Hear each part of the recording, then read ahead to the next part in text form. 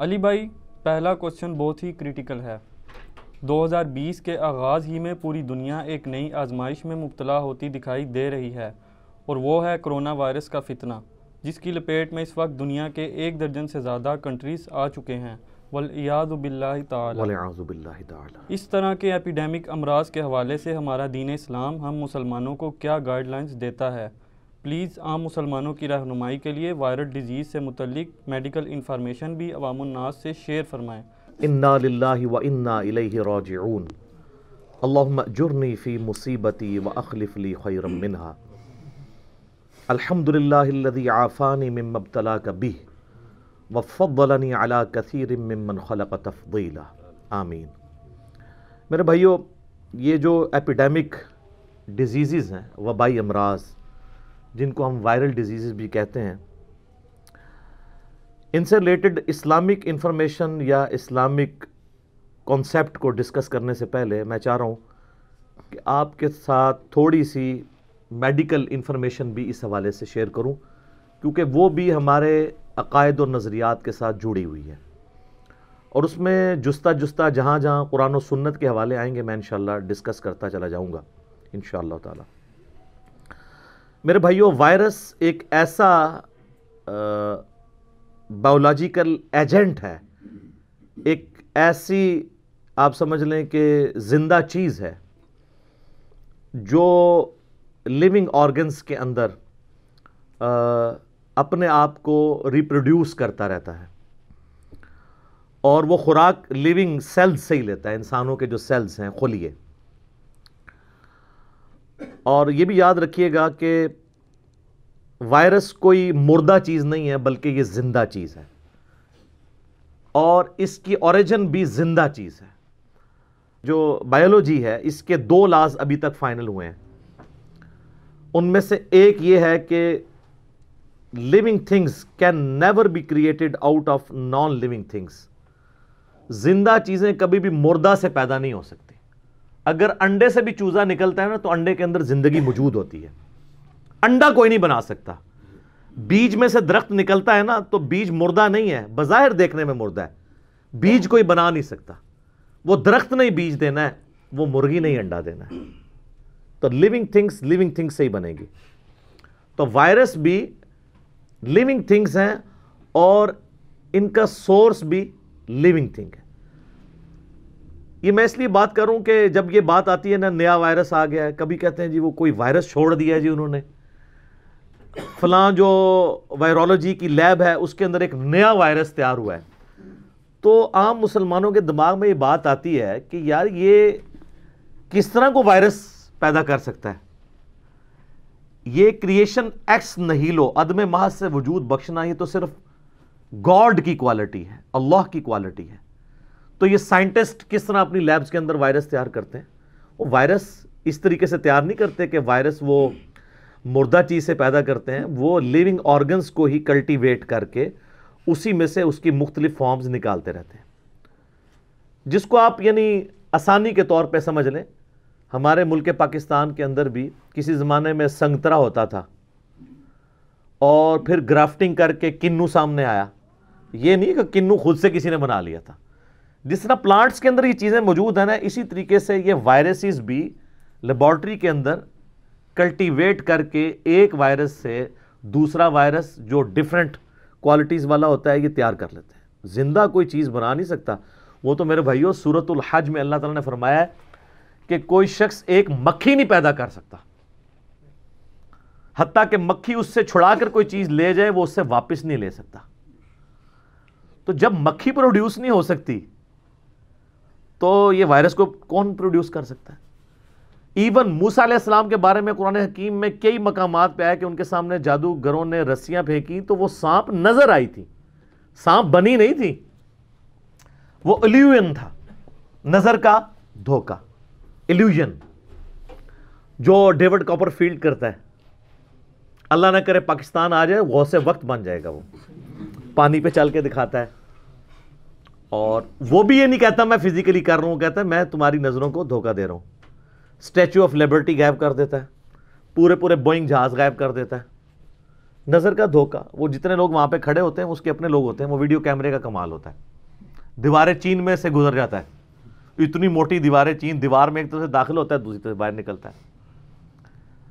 تو زندہ چیز کوئی نہیں پیدا کر سکتا. ہاں زندہ چیز سے زندہ کی اقسام بنائی جائیں تو وہ زندگی میں سے ہی اللہ ہی سے مستعار آپ لے رہے ہوتے ہیں.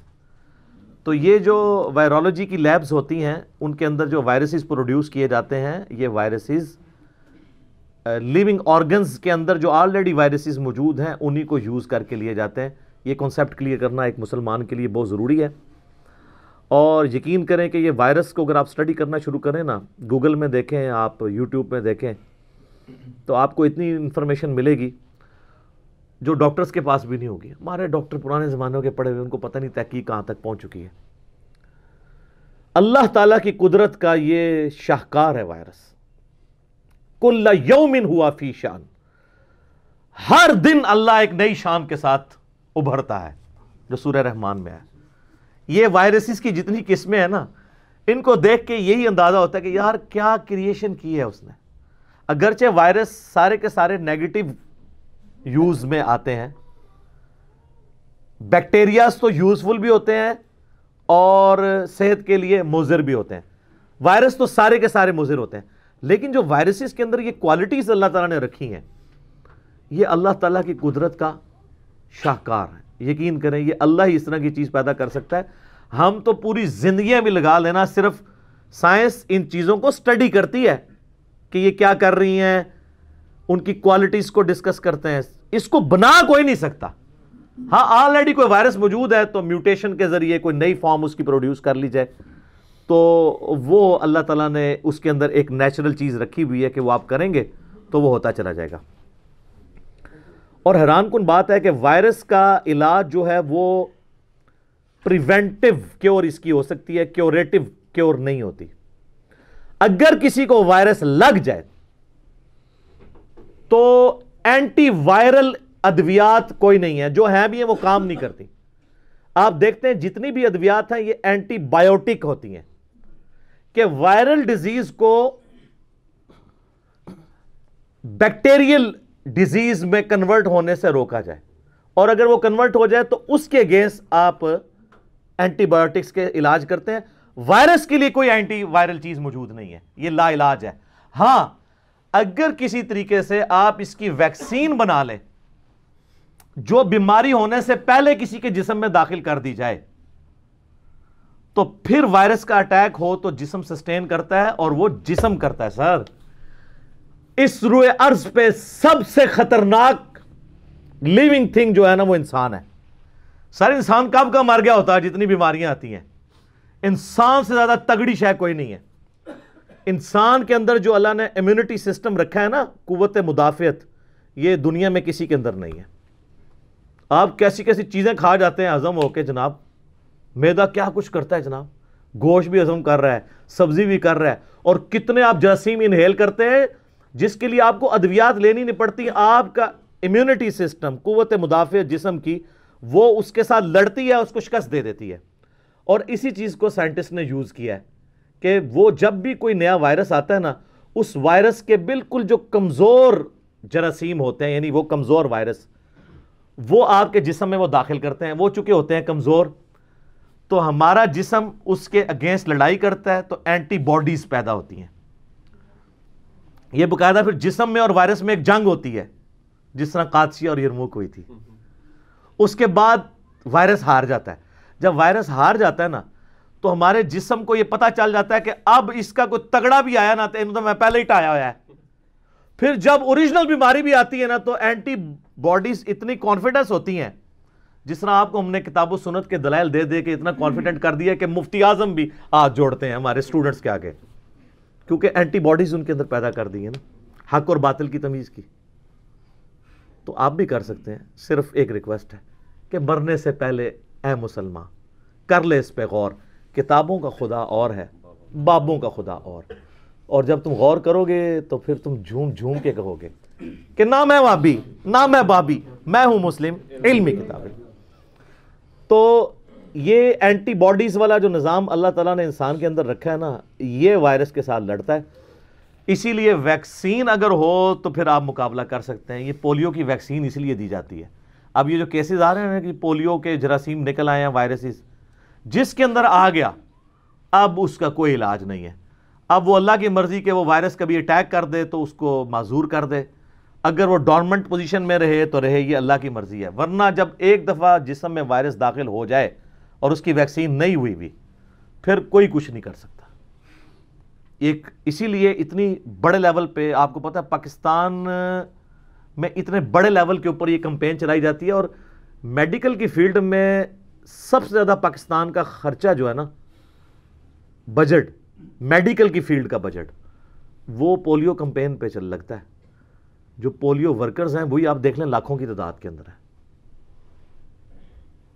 کیونکہ یہ اگر اس کی ویکسین نہ کروائی جائے تو بعد میں پھر اس کا کوئی علاج نہیں ہے. تو وائرل ڈیزیز ایسی خطرناک ہے, لیکن کچھ ایسی ہیں کہ جو اتنی خطرناک بھی نہیں ہے, جو ہماری قومی بیماری ہے. کون سی؟ فلو, نزلہ زکام, یہ بھی وائرل ڈیزیز ہے. تو اسی لیے کہتے ہیں کہ آپ دوائی لیں یا نہ لیں, اس نے اپنے ٹائم پہ ٹھیک ہونا ہے. کیوں کہتے ہیں؟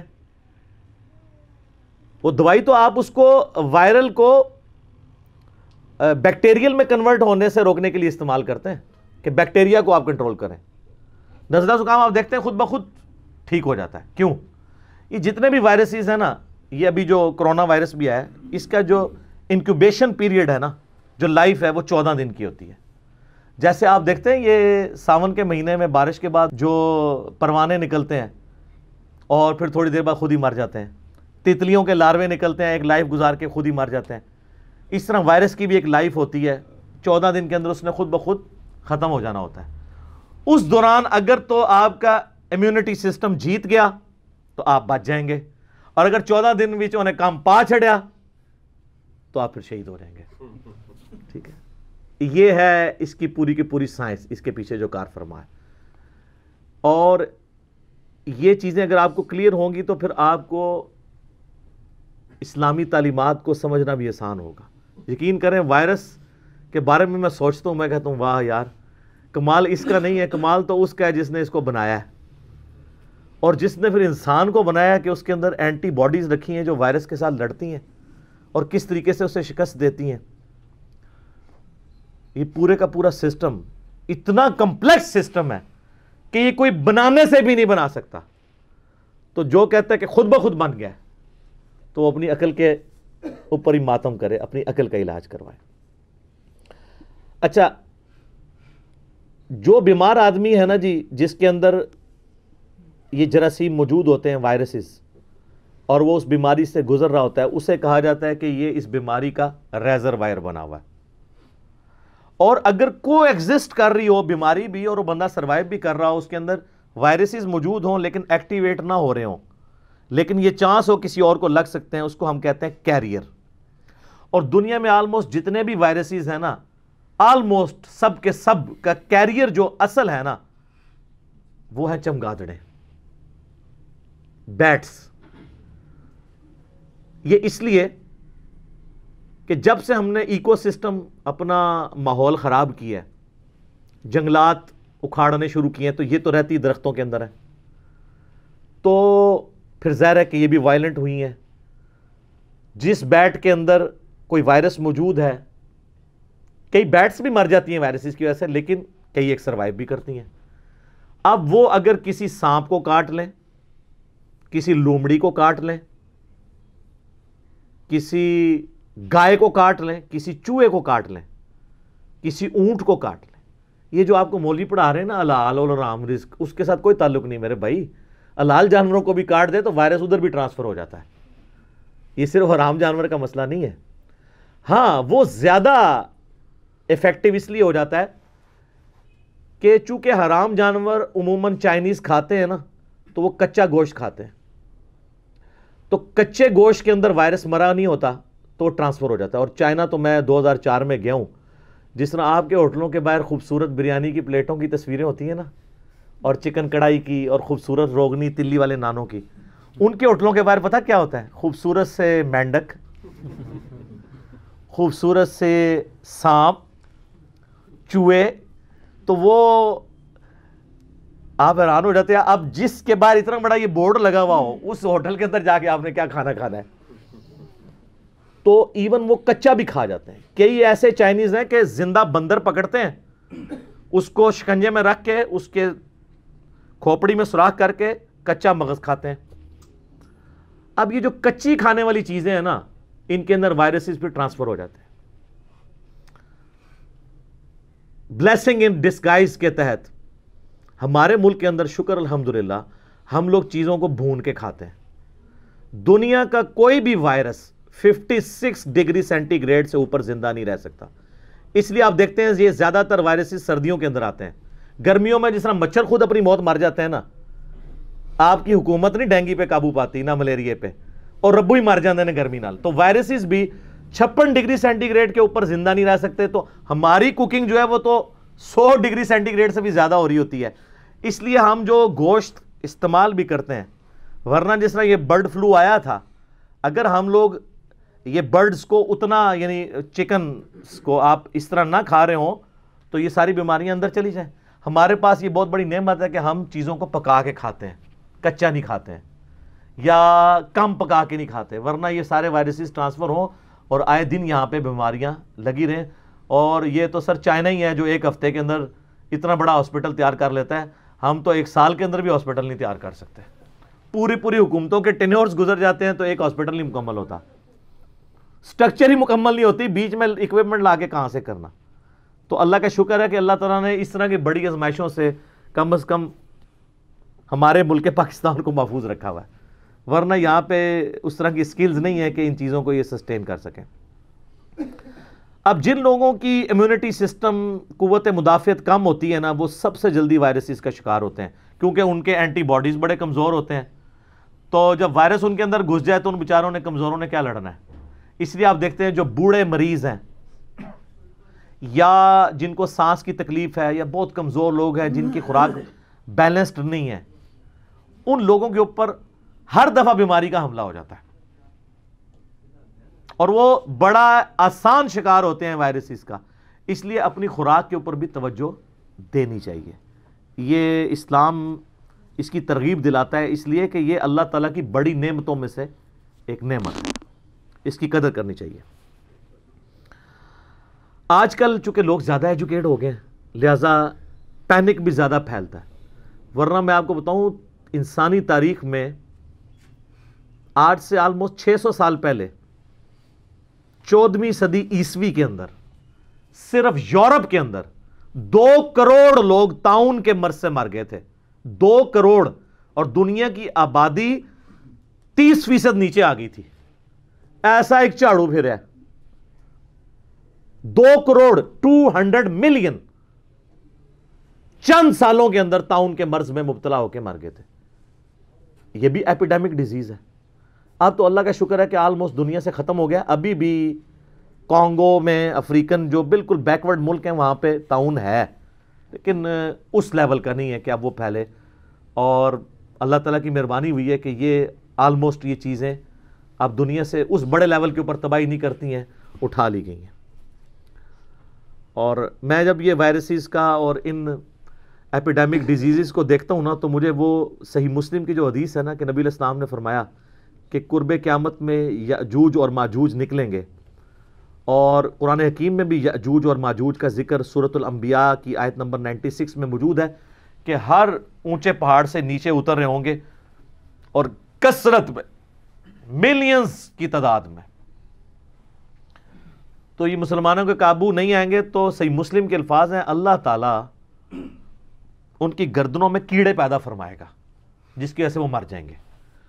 تو صحابہ کرام اس چیز کو کیسے امیجن کر سکتے تھے؟ اس زمانے میں ایک طاعون کے مرض سے امیجن کر سکتے تھے, لیکن آج میڈیکل سائنس سے ہم یہ سمجھ سکتے ہیں کہ اللہ کے لیے millions and billions of people کو مارنا ایک چٹکی کا کام ہے.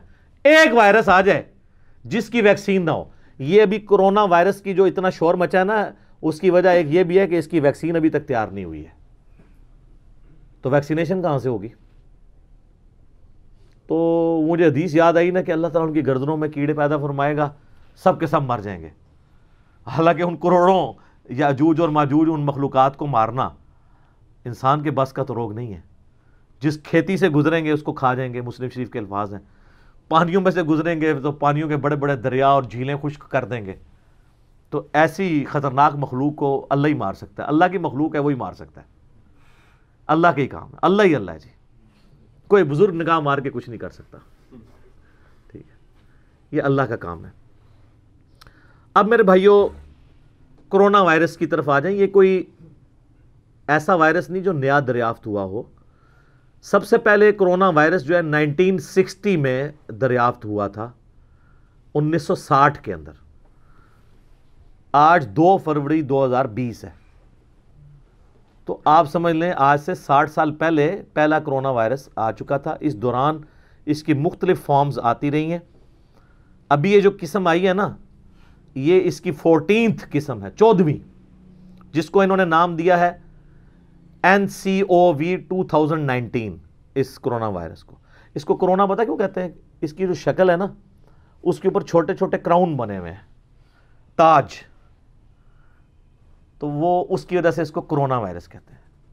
انشاءاللہ ہم وہ تصویر بھی اٹیچ کر دیں گے اپنے تھم نیل میں، زیارت کر لئیو. اللہ دی مخلوق دی، ٹھیک ہے، جنہوں کوئی بزرگ نہیں ختم کر سکتا، اللہ ہی ختم کر سکتا ہے. ٹھیک ہے، یہ اللہ کے کام ہے. یا اللہ تعالیٰ انسان کو اس کا علاج سکھا دے. جو صحیح بخاری میں حدیث ہے کہ اللہ نے کوئی ایسی بیماری نازل نہیں کی جس کی شفا نہ ہو. جب وہ اس کی دوا موجود نہ ہو، جب وہ دوا اس کے ساتھ موافق ہوتی ہے تو اللہ کے اذن سے شفا ہو جاتی ہے. تو اللہ تعالیٰ اس معاملات کو وہ پہلے بھی اس نے سکھایا تھا، اب بھی سکھا دے گا. لیکن بزرگوں کو نہیں. بزرگوں سے نہ تیل دریافت ہوا، نہ کوئی ویکسین دریافت ہوئی. جو ایفرٹ پٹ کرے گا اس کو مل جائے گا. تو لیس للانسان الا ما سعی، انسان کے لیے وہی ہے جس کی وہ ایفرٹ کرتا ہے. تو ایفرٹ جو بھی پٹ کرے گا، چاہے اس کا کوئی ریلیجن کوئی بھی ہو، اللہ تعالیٰ نے اس ایفرٹ کے مطابق نوازنا ہوتا ہے. تو یہ کرونا وائرس جو ہے، یہ زیادہ تر لوگوں کا خیال ہے کہ یہ جو اب والا کرونا وائرس ہے NCOV 2019، یہ ووہان سٹی ہے چائنا کا، جس میں ایک وائرولوجی لیب ہے جس کے اندر وہ وائرس تیار کرتے ہیں لیون آرگنز کو یوز کر کے، کلٹیویشن کے ذریعے.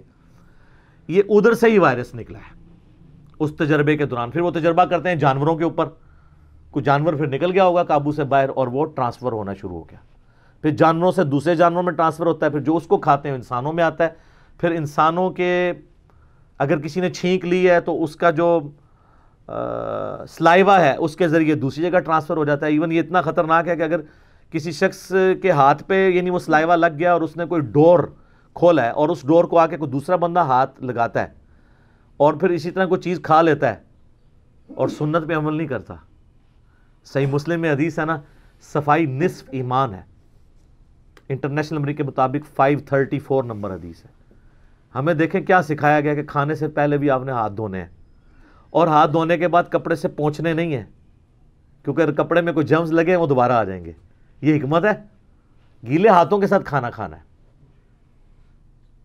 ویسے وضو کرنے کے بعد آپ پونچھ سکتے ہیں، وہ سنت ہے، لیکن کھانا کھانے کے بعد جو ہاتھ کھانا کھانے سے پہلے دھوئے جاتے ہیں نا، ان کو آپ نے پوچھنا نہیں ہوتا، گیلے ہاتھوں سے ہی آپ نے کھانا کھانا ہوتا ہے. تو اس کے اندر یہ حکمت بھی موجود ہے.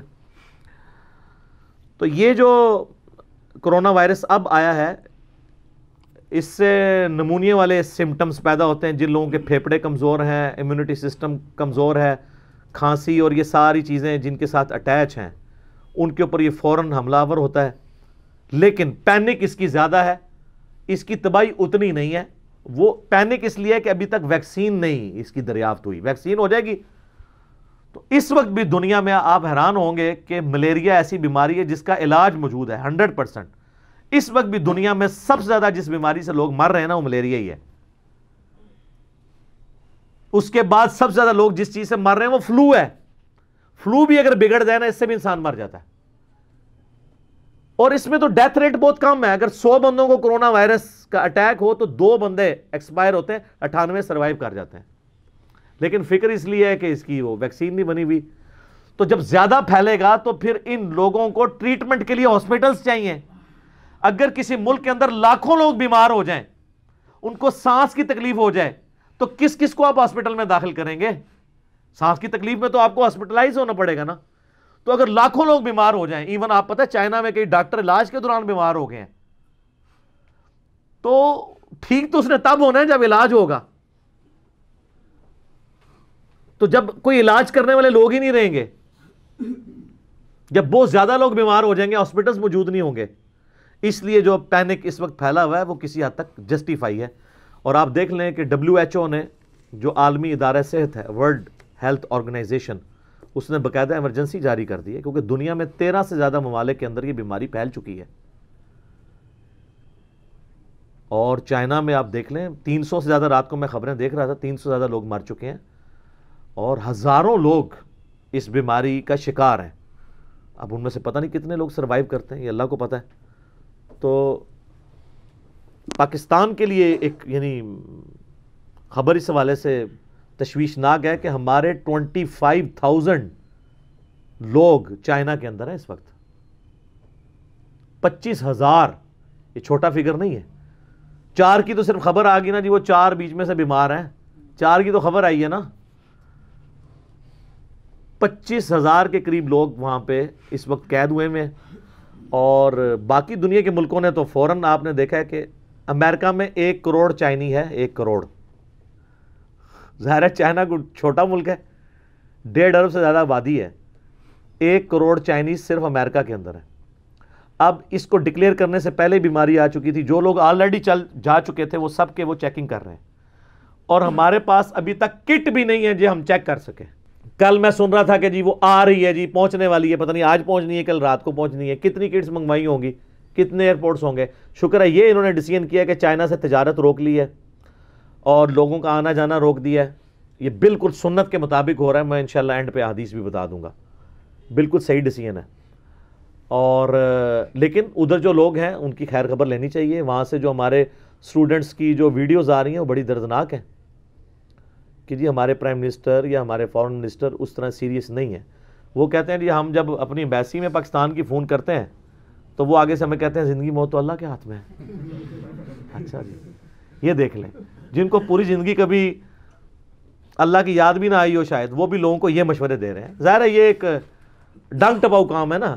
یہاں پہ بھی جو لوگ مشورے دے رہے ہوتے ہیں اس طرح کے, تو اللہ نہ کرے کہ ان کے اوپر خود افتاد آ پڑے, پھر پتہ چلتا ہے کہ یہ لوگوں کو مشورے دینا آسان ہے. جن کے اوپر تکلیف گزر رہی ہے ان کے لیے آپ نے کیا بجٹ کا انتظام کیا, چائنیز گورنمنٹ کو آپ رقم بھجوائیں.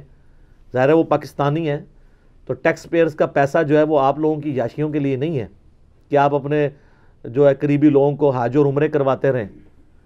یہ اس ٹیکس کے حصے دار وہ لوگ بھی ہیں جو دوسرے ملکوں میں رہ رہے ہیں کہ آپ ان کے علاج کے اوپر خرچ کریں.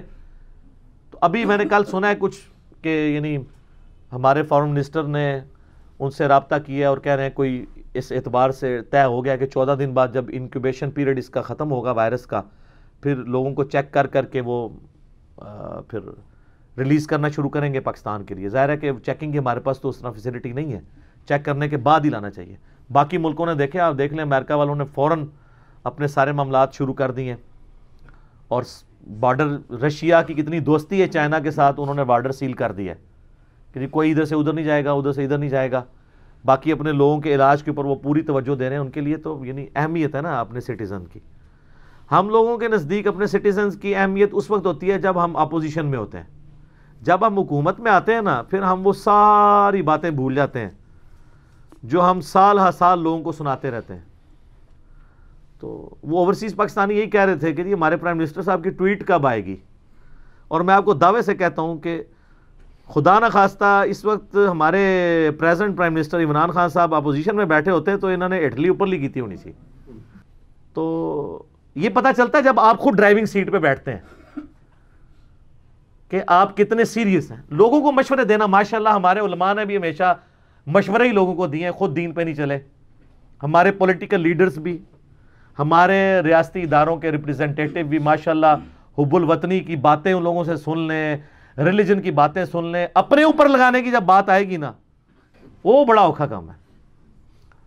تو میں پرائم منسٹر سے ریکویسٹ کروں گا کہ سیریس لیں اس مسئلے کو, اور اپوزیشن سے ریکویسٹ کروں گا کہ اس کے اوپر سیاست نہ کریں بلکہ پرائم منسٹر کے ہاتھ مضبوط کریں تاکہ اس افتاد سے ہمارے پاکستانیوں کی جان چھڑائی جا سکے، اور اللہ نہ کرے کہ یہ پاکستان میں اگر یہ معاملہ آ گیا تو پھر تو ہمارے اوپر مزید مشکل وقت آ جائے گا، اللہ نہ کرے کہ ایسا ہو، آمین۔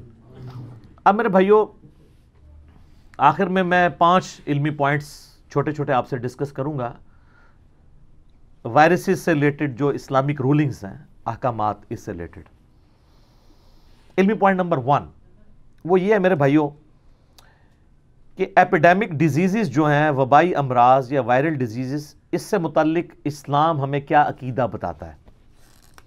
کیونکہ صحیح بخاری اور صحیح مسلم میں ایک حدیث ہے، حضرت ابو ہریرہ رضی اللہ تعالیٰ عنہ کہتے ہیں کہ نبی صلی اللہ علیہ وآلہ وسلم نے فرمایا کہ کوئی مرض بھی متعدی نہیں ہوتا، وبائی نہیں ہوتا، ایپیڈیمک نہیں ہوتا۔ جب آپ علیہ السلام نے یہ بات ارشاد فرمائی تو وہاں پہ ایک دیہاتی تھا، وہ کہنے لگا یا رسول اللہ صلی اللہ علیہ وآلہ وسلم، اگر کوئی مرض وبائی نہیں ہوتا تو ہم دیکھتے ہیں کہ ہمارے اتنے خوبصورت اونٹ ہرن جیسے موٹے تازے ہوتے ہیں، اور ایک خارش والا اونٹ جب ان میں داخل ہوتا ہے تو سب کوئی خارش لگا دیتا ہے، اور آپ کہہ رہے ہیں کہ وبائی مرض نہیں ہوتا، ہم نے تو یہ پریکٹس کی ہے۔ تو آپ صلی اللہ علیہ وآلہ وسلم نے فرمایا کہ اچھا وہ تو ان کو خارش لگا دیتا ہے، یہ بتاؤ کہ جو پہلا اونٹ ہے اس کو خارش کس نے لگائی تھی؟ بیسیکلی نبی علیہ السلام اسباب کے ساتھ ساتھ مسبب الاسباب کے اوپر نظر رکھنے کی ترغیب دلا رہے تھے کہ ظاہری وجوہات ضرور ہوتی ہیں لیکن اس سارے معاملے میں تقدیر کو آپ نے پس پش نہیں ڈالنا، کیونکہ دوسری احادیث اس کو بریف کرتی ہیں۔ صحیح بخاری اور صحیح مسلم میں ایک اور حدیث ہے کہ نبی علیہ السلام نے فرمایا، حضرت ابو ہریرہ ہی روایت کرتے ہیں کہ کوئی اپنے بیمار اونٹ کو صحت مند اونٹ کے ساتھ نہ رکھے۔ اب یہاں پہ اس کا اشارہ ہے کہ یہ ایپیڈیمک ہو سکتا ہے۔ جب یہ حدیث حضرت ابو ہریرہ نے بیان کی نا تو وہ تابعی کہنے لگے کہ یا حضرت آپ نے پہلے تو ہم سے یہ حدیث بیان کی تھی کہ کوئی مرض ایپیڈیمک نہیں ہوتا، تو آپ اپنی جوانی کی وہ حدیث جو ہے وہ بھول گئے ہیں یا آپ نے جان بوجھ کے اس کو بیان نہیں کیا؟ تو انہوں نے کہا کہ نہیں، حدیث یہی ہے جو میں تم سے بیان کر رہا ہوں۔ تو حضرت ابو ہریرہ اپنی وہ راوی کہتے ہیں مجھے نہیں یاد کہ حضرت ابو ہریرہ وہ حدیث بھول گئے تھے یا جان بوجھ کے انہوں نے اس حدیث کو بیان نہیں کیا، اور اینڈ رزلٹ بتایا کہ وہ اگر اس کا وہ معنی بھی لو تو وہ منسوخ تصور ہوگا۔ ویسے تو منسوخ بھی نہیں ہے، وہ اور کانٹیکسٹ میں ہے کہ تقدیر پہ بھی ایمان رکھنا ہے، بیماری اوریجنیٹ اللہ ہی کی طرف سے ہوتی ہیں۔ تو اب جو اس وقت ہمارے پاس عقیدہ ہے وہ یہی ہے کہ بیمار کو آپ نے صحت مند سے الگ رکھنا ہے۔ ہاں، تیمارداری ضرور کرنی ہے، یہ نہیں ہے کہ اس کو مرنے کے لیے چھوڑ دینا ہے، ایسا بھی نہیں ہونا چاہیے، کیونکہ صحیح بخاری میں ایک حدیث ہے کہ نبی علیہ السلام نے فرمایا کہ کوئی بیماری متعدی نہیں ہوتی، یعنی اپنی اوریجن میں نہیں ہوتی، جب لگ جائے تو پھر آگے لگ سکتی ہے۔ اس کے ساتھ آگے الفاظ ہیں، جزام کے مریض سے ایسے بھاگو جیسے شیر سے بھاگتے ہو۔ تو اگر متعدی نہیں ہے تو جو جزام کا مریض ہے اس سے بھاگنے کا کیا حکم ہے؟ ایپیڈیمک ہوتا ہے، کیونکہ ہو سکتا ہے آپ کو لگ جائے تو آپ یہ عقیدہ بنا لیں کہ نہ میں اس کو ملتا تو نہ لگتی، اور اللہ کو بیچ میں سے نکال دیں، تو بہتر یہ ہے کہ آپ اس آزمائش میں پڑیں ہی نہ۔ پھر صحیح مسلم میں ایک حدیث ہے کہ ایک جزام والا شخص بنو ثقیف سے نبی علیہ السلام کے پاس حاضر ہوا بیعت کے لیے، تو آپ علیہ السلام نے باہر سے ہی فرمایا کہ تمہاری بیعت ہوگی، تم واپس چلے جاؤ۔ آپ نے اس کے ساتھ ہاتھ نہیں ملا کر بیعت کی۔ آپ علیہ السلام نے یہ پریکٹیکلی یہ چیز سکھائی ہے کہ اس میں بعض لوگ جو ہیں وہ جب فلو لگتا ہے تو وہ اپنا برتن کسی کا الگ کرتے ہیں، وہ برا منانا شروع کر دیتا ہے، تو اس میں برا نہیں منانا چاہیے۔ نبی علیہ السلام زیادہ خوش اخلاق کون تھا؟ وَإِنَّكَ لَعَلَىٰ خُلُقٍ عَظِيمٍ، لیکن کچھ رولز اور ریگولیشن ہیں، ان کو بھی آپ نے فالو کرنا ہوتا ہے، جو اللہ ہی نے اپنے پیغمبروں کے ذریعے اپنے بندوں تک باتیں پہنچائیں۔ تو یہ کلیئر ہو گیا کہ یہ مرض ایپیڈیمک ہو سکتا ہے، وبائی ہو سکتا ہے۔ علمی پوائنٹ نمبر 2 وہ ہے میرے بھائیوں، ایپیڈیمک ڈیزیز کے بارے میں ہمارا ایٹیچیوڈ کیا ہونا چاہیے۔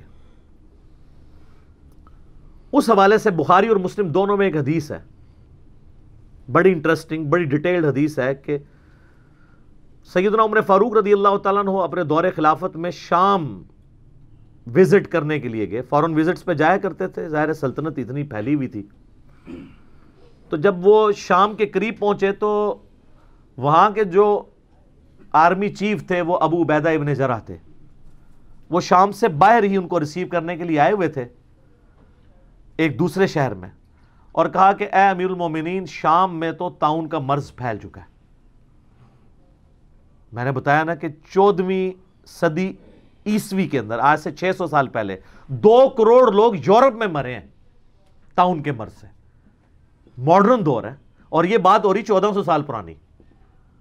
تو حضرت عمر نے وہیں پہ پڑاؤ ڈال لیا اور کہا کہ صحابہ کرام سے مشورہ کیا جائے گا کہ اب ہمیں طاعون والی جگہ پہ جانا چاہیے یا نہیں جانا چاہیے۔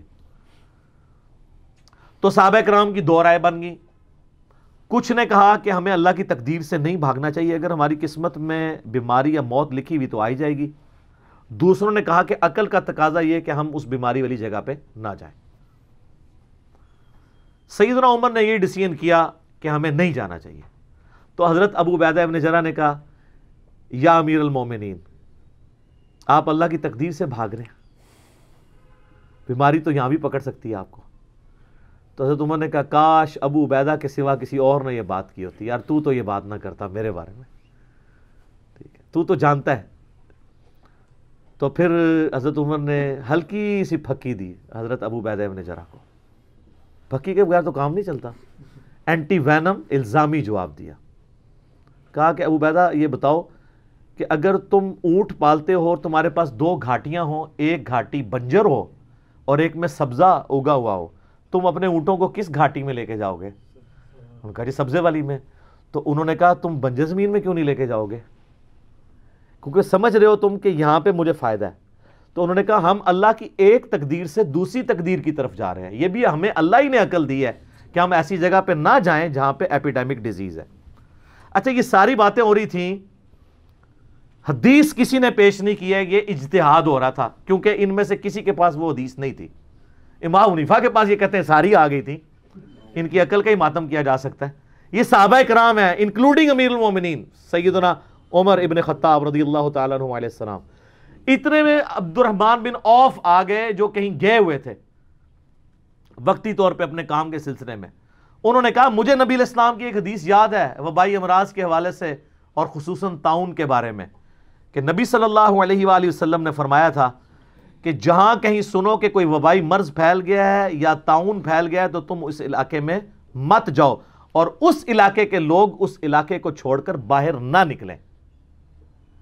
تو حضرت عمر نے کہا الحمدللہ میرا اجتہاد جو ہے حضور کی حدیث کے مطابق نکلا ہے، میں نے بھی یہ اجتہاد کیا تھا۔ اور پھر عبد الرحمن بن عوف نے کہا کہ نبی علیہ السلام نے فرمایا کہ جو لوگ وہاں پر رہیں گے وہ اللہ کی تقدیر پر راضی رہیں، اللہ کی طرف رجوع رکھیں، اگر اللہ نے ان کی قسمت میں بیماری لکھی ہوئی تو ہوگی، اور اگر اس بیماری میں مر گئے تو میری امت کا جو بھی شخص طاعون کے مرض میں مرے گا اللہ کے حضور وہ شہید تصور ہوگا، اور بچ گئے تو وہ اللہ کا معاملہ ہے۔ تو وہ اس لیے، اور آج دیکھیں WHO بھی یہی بات کر رہی ہے کہ بیماری کو پھیلنے سے روکنے کے لیے ضروری ہے کہ جہاں پہ بیماری وہاں پہ لوگ اسی باؤنڈریز کے اندر کنفائنڈ رہیں، ادروائز وہ بیماری پھیل جائے گی۔ پھر اس کی حکمت یہ ہے کہ جب پھیلے گی تو اتنے لوگوں کا علاج کون کرے گا؟ ابھی تھوڑے لوگوں کا تو علاج ہو جائے گا، جب زیادہ پیمانے پہ پھیلے گی تو آپ کہاں سے اتنے ڈاکٹر اور لے کے آئیں گے ہاسپٹلز؟ اور ادھر سے لوگ ادھر نہ جائیں، اس لیے کہ یہ لوگ بھی جائیں گے تو ان کو بھی ایپیڈیمک ڈیزیز لگنے کا ہے، پھر ان کی دیکھ بھال کون کرے گا؟ تو یہ بالکل آپ دیکھ لیں ووہان سٹی جو ہے ان کا 1 کروڑ سے زیادہ آبادی ہے اور سڑکیں سنسان ہوئی ہوئی ہیں، سب لوگ گھروں کے اندر ہیں، 14 دن گزرنے کا انتظار کر رہے ہیں وہ، اور ایک کی تھرمل سکریننگ بھی ہو رہی ہے ایئرپورٹس کے اوپر بھی ادھر بھی۔ ہماری بھی امید ہے کٹس آ گئی ہوں گی، امید ہے اللہ کرے کہ آ گئی ہو۔ تو اور میں دیکھ رہا ہوں کتنی ڈٹائی کے ساتھ ہمارے وزراء کہہ رہے ہیں ہم چائنیز کا ٹیسٹ کر لیا، کوئی بھی نہیں ہے، کٹ ابھی تک پہنچی نہیں ہے، ٹیسٹ کتے کیتا ہے؟ کہانیاں کران دے ہو، ٹھیک ہے، تے جناب تھوکی چ پکوڑے تل دینے، اس طریقے سے نہیں چیک ہوتا، کٹ آئے گی تو آپ چیک کریں گے نا، اس طریقے سے ہمارے پاس ایکسپرٹیز ہی نہیں ہے چیک کرنے کی، ٹھیک ہے، نہ ہمارے پاس وہ سائنٹسٹ موجود ہیں، ہم نے ان سے مستعار چیزیں لے کے چیک کرنا ہے اور پہلی اناؤنسمنٹ کر دی ہے جی کسی میں کوئی چیز نہیں نکلی ہے۔ باقی ملکوں نے تو ایسے لوگ جو ادھر چائنا سے ہیں ان کو علیحدہ رکھا ہوا ہے، پوری چیکنگ کے بعد وہ پھر ان کو اپنے مین سٹریم میں لوگوں میں آنے دیں گے۔ ایک اور حدیث ہے صحیح بخاری اور مسلم کی کہ نبی صلی اللہ علیہ وآلہ وسلم نے فرمایا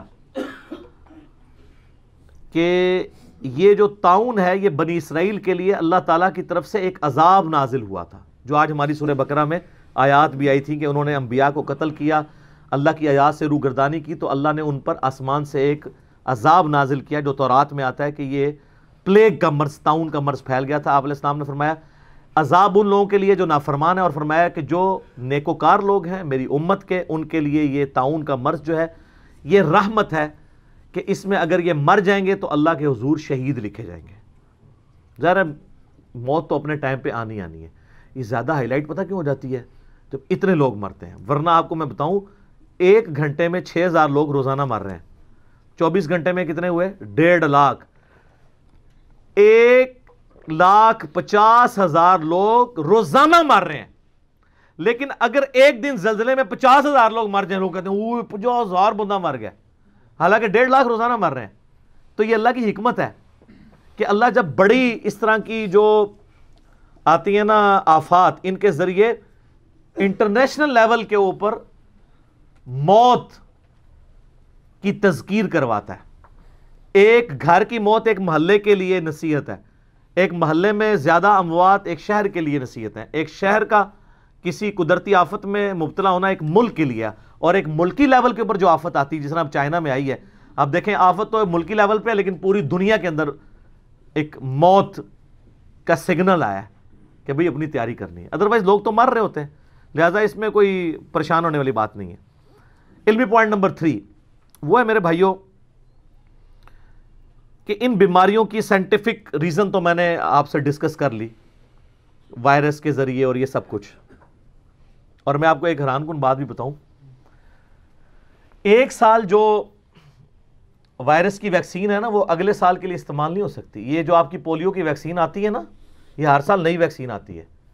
یہ وائرس ایسی چیز ہے، یہ اپنے آپ کو میوٹ کر لیتا ہے، اگلی دفعہ نئی شکل میں آتا ہے وہی وائرس، پرانی ویکسین کام ہی نہیں کرتی۔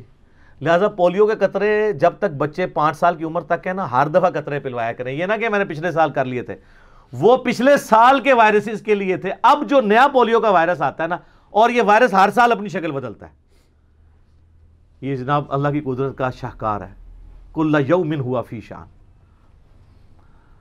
تو لیونگ آرگنز ہیں، کلٹیویشن کے ذریعے وہ جو بھی تیار کیے جاتے ہیں، یہ تو اس کی سائنٹیفک ریزن اپنی جگہ ہے، لیکن ہر چیز کے پیچھے ایک ڈیوائن ریزن بھی ہے۔ God is the only explanation of all the physical phenomena in this universe. کائنات میں ہونے والا ہر فزیکل فینامنا وہ گاڈ کی طرف سے ہے، سائنٹیفک ریزن کوئی بھی ہو۔ مثلا ہم کہتے ہیں کیا ہوا، کہتے ہیں نہیں زلزلہ آیا، کیوں آیا؟ ٹیکٹونک پلیٹس کی ڈسٹربنس کی وجہ سے۔ کیسے ڈسٹرب ہوئی؟ سائنس کہتی ہے it is physical phenomena of nature, یہ ہماری ڈومین سے باہر ہے، یہ ہمارا سبجیکٹ ہی نہیں ہے۔ ہم صرف یہ بتائیں گے کہ پلیٹس ہلی اور زلزلہ آیا۔ پلیٹس کیوں ہلی، اس کی ٹائمنگ کس نے ڈیسائیڈ کی کہ اب ان پلیٹس کو ہلنا ہے اور اتنی دیر کے لیے ہلنا ہے، اس سے زیادہ نہیں ہلنا، یہ نہ ہو ساری دنیا ختم ہو جائے۔ یہ دنیا کب کی ختم ہو گئی ہوتی؟ آپ کو تو بتا رہے تھے نا اوزون لیئر میں سوراخ ہو چکا ہے، آپ کو پتا ہے اوزون لیئر خود بخود ریکٹیفائی ہونا شروع ہو گئی ہے۔ او خود بخود نہیں ہو رہی، اللہ نے جو پلان بنایا کہ میں نے اتنے 1000 سال ابھی مزید انسانیت کو رکھنا ہے، تو اللہ نے اس ایکو سسٹم کی جو ڈسٹربنس ہے نا اس کو خود ٹھیک کر دینا ہے۔ گلوبل وارمنگ کا کب سے آپ سن رہے ہیں چرچا، اس حساب سے تو 21ویں صدی کے آغاز میں تو سارے گلیشیئرز پگھل گئے ہوتے، لوگ مر گئے ہوتے گرمی سے، لیکن بیچ میں کئی ایسے سال آئے ہیں جو پچھلے کئی 100 سال میں ٹھنڈے ترین سال ہیں۔ سر یہ کائنات اللہ نے بنائی ہے، اللہ چلا رہا ہے، آپ جتنا مرضی ڈسٹرب کریں، جو اس نے پلان رکھا ہے نا اس پلان کے اندر اس نے اس کو لے کے چلنا ہے، اور جہاں پہ ریکٹیفیکیشن کی ضرورت ہوگی وہ گاڈ خود کر دے گا۔ تو سائنس کے سوال کیا اور کیوں ہیں، کیسے والی جو بات ہے ہاؤ، وہ کہتے ہیں physical phenomena of nature. Science صرف ڈسکوریز کرتی ہے۔ سائنس نے یہ ڈسکوری کر کے بتائی کہ سورج ود رسپیکٹ ٹو زمین مشرق سے نکل کے مغرب میں جاتا ہے، ہر سیکنڈ میں 50 کروڑ اٹامک بم کے برابر سورج انرجی ریلیز کر رہا ہے۔ یہ ساری انفارمیشن جو ہے یہ سورج کی ڈسکوری سے ریلیٹڈ ہے۔ کیا ان ساری انفارمیشنز نے سورج کو پیدا کیا ہے؟ یہ جو یونیورسل لا ہے کہ مشرق سے مغرب کی طرف ود رسپیکٹ ٹو زمین، ویسے تو کہیں نہیں جاتا، اس لا نے سورج کو پیدا کیا ہے؟ نہیں۔ انڈے میں سے چوزا نکلتا ہے، یہ انفارمیشن ہے، اس انفارمیشن نے انڈے کو پیدا نہیں کیا، نہ مرغی نے پیدا کیا، مرغی بیچاری کو تو خود ہی نہیں پتا انڈے کے اندر کیا کچھ ہے. انفارمیشن صرف ڈسکوری کی حد تک ہوتی ہیں، ہر چیز کے پیچھے گاڈ ہے. تو یہ عقیدہ ساتھ ساتھ کلیئر ہونا ضروری ہے. علمی پوائنٹ نمبر 4، صحیح مسلم میں حدیث ہے انٹرنیشنل نمبر کے مطابق 534 کہ صفائی نصف ایمان ہے. اس میں فزیکل صفائی بھی ہے اور باقی جو روحانی صفائی ہے وہ بھی اپنی جگہ شامل ہے.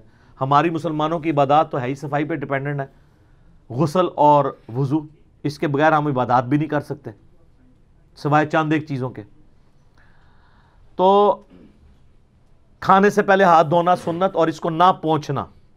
وضو کے بعد آپ پہنچ لیں لیکن کھانے سے پہلے جو ہے وہ نہیں پہنچنے کہ اگر جراثیم ہوں گے ٹریول نہ کر جائیں. اس کے اندر حکمت ہے. آج دیکھیں سائنٹسٹ آپ کو وائرسی سے بچنے کے لیے جو چیزیں بتا رہے ہیں وہ یہی ہیں کہ ہاتھ دھو کے کھانا کھائیں اور دھوئے ہوئے ہاتھوں کو کہیں یوز نہیں کرنا آپ نے، ورنہ جراثیم دوبارہ آ جائیں گے. آپ کے نبی علیہ السلام آپ کو 1400 سال پہلے یہ ساری چیزیں مفت میں بتا کے چلے گئے. آپ میں سے اکثر لوگوں نے اس کو سیریس نہیں لیا. آج گورا بتا رہا ہے تو ہم کہتے ہیں ہاں جی گوروں نے بھی ڈسکور کر دیا. یہ آپ نے گوروں تک یہ بات پہنچانی تھی کہ جناب یہ کریں. انہوں نے تو جس طریقے سے بھی ڈسکوری کر کے اس رزلٹ تک پہنچ گئے نا، یعنی ایکوائرڈ نالج ریویلڈ نالج کے ساتھ میچ کر گیا. نبی علیہ السلام نے ریویلڈ نالج وہی کے علم کے ذریعے یہ چیزیں بتائی تھی. ہمارا سائنٹیفک علم acquired knowledge, the knowledge obtained through observations and experiments, اس نے ہمیں جو ہے وہ ریویلڈ نالج تک پہنچا دیا ہوا ہے. اسی کو ڈاکٹر اقبال نے اپنے 6 خطبات تھے نا جو reconstruction of religious thoughts in Islam, اس میں کہا تھا the inner core of present western civilisation is Quranic, کیونکہ وہ ڈیپینڈ کرتی ہے علم کے اوپر. اندرونی جو محور ہے نا اس وقت کی جو یورپ اور امریکہ کی تحقیق کا، وہ قرآن پہ ڈیپینڈنٹ ہے اس اعتبار سے کہ یہ قرآن نے انسان کو کہا تھا توہمات کو چھوڑ کر ڈیفینٹ علم کے اوپر بنیاد رکھنی ہے. سورہ بنی اسرائیل میں 10 کمانڈمنٹس میں 9th کمانڈ یہی ہے. سورہ بنی اسرائیل آیت نمبر 36، وَلَا تَقْفُ مَا لَيْسَ لَكَ بِهِ عِلْم إِنَّ السَّمْعَ وَالْبَصَرَ وَالْفُؤَادَ كُلُّ أُولَٰئِكَ كَانَ عَنْهُ مَسْئُولًا. انسان کسی چیز کی پیروی اس وقت تک مت کر جب تک ڈیفینٹ علم نہ اس کے بارے میں آ جائے. بے شک کان، آنکھیں اور عقل، دل ہو یا دماغ، کوئی بھی چیز، اس کے بارے میں تم سے پوچھا جائے گا. ان 3 انسٹرومنٹس کو یوز کر کے تم نے حق بات تک پہنچنے کی کوشش کیوں نہیں کی؟ تو ایکوائرڈ نالج ہو یا ریویلڈ نالج، دونوں اس وقت اس حوالے سے میچ کر گئے. باقی سنت اذکار تو بہت زیادہ ہے. ہمارا اورنج کارڈ ہے جادو ٹونا، وبائی امراض، قدرتی حادثات سے بچنے کے وظائف. بلو کارڈ صبح و شام کے اذکار ہیں. گرین کارڈ جو ہے وہ آپ ہماری ویب سائٹ ahlsunnatpak.com سے PDF ڈاؤن لوڈ کر سکتے ہیں. ہارڈ کاپیز منگوانی ہے تو آپ رابطہ کر سکتے ہیں. ہمارے اکیڈمی کا نمبر صبح 9 سے 5 بجے تک کھلا ہوتا ہے، بیچ میں نمازوں کا وقفہ ہوتا ہے. +92 321 5900 162 0321 5900 162 یہ نمبر ہے. آپ رابطہ کریں تو آپ ہارڈ کاپیز بھی منگوا سکتے ہیں. کئی ایک اذکار ہیں، اس میں ایک وظیفہ المعوذات، 3 پناہ دینے والی صورتیں، وہ ضرور کریں. جامعہ ترمذی میں، سنن ابی داؤد میں حدیث ہے کہ نبی علیہ السلام نے فرمایا یہ 3 صورتیں تمہیں ہر چیز سے کفایت کر جائیں گی. صبح و شام 3 دفعہ پڑھ لیا کرو.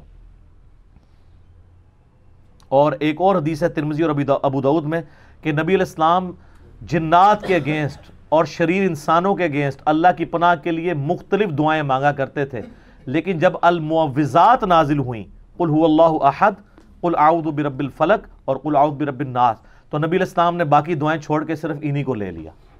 لیکن جی کوئی اور آپ وظیفہ نہیں کر سکتے نا، تو قرآن کی آخری 3 صورتیں صبح و شام 3 دفعہ پڑھ لیں، ساری دعائیں کور ہے اس کے اندر. کتنا آسان وظیفہ ہے. آیت الکرسی کا وظیفہ اور کئی ایک وظائف ہوں، آپ دیکھ لیں. اور ایک دعا ہم نے اگلے دنوں شیئر کرائی تھی اپنے فیس بک پہ بھی، جو جامعہ ترمذی میں، سنن ابن ماجہ میں موجود ہے، اور اس کی مکمل صحیح سند جو ہے المعجم الکبیر، المعجم الاوسط طبرانی کے اندر موجود ہے، عبداللہ بن عمر سے کہ نبی علیہ السلام نے فرمایا جو کسی مریض کو دیکھ کے یہ دعا پڑھ لے، چاہے وہ کسی بھی آفت میں گھرا ہوا شخص ہو، تو وہ والی آفت اس کے اوپر نہیں آئے گی. الحمدللہ الذی عافانی مما ابتلاک بہ وفضلنی علی کثیر ممن خلق تفضیلا. تو آپ کو جو ٹی وی پہ مریض نظر آتے ہیں نا ماسک پہنے ہوئے، ان کو دیکھ کے دعا پڑھ لیا کریں.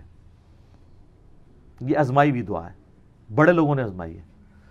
اعلیٰ حضرت کے بارے میں آتا ہے، احمد صاحب بریلوی صاحب، ان کے زمانے میں طاعون کا مرض پھیل گیا تو ان کے جسم پہ بھی کچھ پھوڑے نکلے، تو طبیب نے ان سے کہا کہ آپ کو بھی مرض ہو گیا. انہوں نے کہا مجھے مرض ہو ہی نہیں سکتا، کیونکہ میں نے مرض ہونے سے پہلے یہ مدنی ویکسین لی ہوئی ہے، مدنی ویکسین نبی اسلام کی پہلے، کیونکہ یہ پریونٹیو علاج ہے، کیوریٹیو نہیں ہے۔ کچھ دنوں بعد خود بخود ٹھیک ہو گئے۔ بات یقین کی ہے، اگر آپ کا یقین ہوگا تو دعائیں بھی اثر کریں گی، اور اگر نہ بھی کریں اور آپ کی قسمت میں موت لکھی ہے تو یہ یاد رکھیے گا، صحیح بخاری میں حدیث ہے، کلونجی میں موت کے سوا ہر بیماری کی دوا ہے۔ اگر موت مقدر ہے نا، پھر کوئی دعائی نہیں اثر کرے گی، وہ تکلیف اپنی جگہ جو آنی ہے وہ تو آنی ہے۔ اچھا، آخری علمی پوائنٹ نمبر 5 وہ ہے میرے بھائیو، سنن ابن ماجہ میں ایک حدیث ہے انٹرنیشنل نمبر کے مطابق 4019، بڑی لمبی حدیث ہے، آپ خود پڑھ لیجئے گا، اس کا میں کچھ پورشن آپ کے سامنے بیان کرتا ہوں۔ 5 اس میں پوائنٹس بیان ہوئے ہیں۔ پہلا پوائنٹ ہی میں ڈسکس کروں گا جو آج کی گفتگو سے ریلیٹڈ ہے، کہ نبی علیہ السلام نے فرمایا کہ جب کبھی میری امت میں اعلانیہ بے حیائی ہوگی تو اللہ تعالیٰ کی طرف سے آسمان سے طاعون اور ایسے امراض بھیجے جائیں گے جو نہ تم نے پہلے دیکھے نہ کبھی سنے ہوں گے، لا علاج قسم کی بیماریاں آ جائیں گی۔ ایڈز دیکھ لیں اور کئی ایک بیماریاں بے حیائی کی وجہ سے پھیلی ہیں۔